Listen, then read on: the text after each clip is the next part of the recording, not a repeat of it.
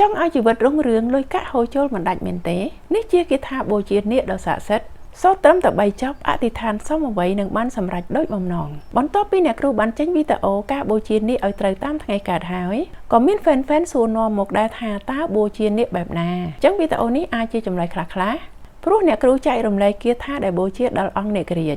សូមឲ្យសូត្រអ្នកមក3ចប់នៅក្នុងចិត្ត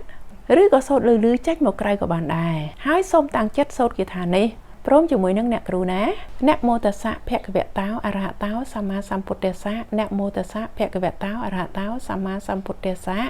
អ្នកមោតសៈភគវតោអរហតោសម្មាសម្ពុទ្ធស្សៈកាយៈវាចា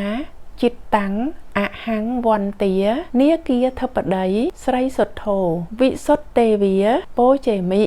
គាថានេះ fan ញាតិវធរចង់សូត្រប្រមាណចប់ក៏បានដែរ3ចប់ក៏បាន5ចប់ក៏បាន7ចប់ឬក៏9ចប់តាមសទ្ធារបស់ fan ណាពេលដែលសូត្ររួចរាល់ហើយសូមឲ្យអធិដ្ឋានសុំពរនៅអ្វីដែលខ្លួនប្រាថ្នាបារមីរបស់ព្រះអង្គនាគរាជនឹងនាំបណ្ដាលឲ្យអ្វីដែលលោកអ្នកប្រាថ្នានោះបានសម្រេចបើសិនជា fan ញាតិវធរមានការគោរពបូជារាប់អានក៏សូមឲ្យសូត្រគាថានេះចុះដើម្បីឲ្យជីវិតមានសេចក្តីរុងរឿងហើយក៏ពេលធ្វើបុណ្យអីមួយយើងកុំភ្លេចធ្វើការចែករំលែកបុណ្យទៅឲ្យអង្គនាគរាជដែលយើងគោរពរាប់អានផងណា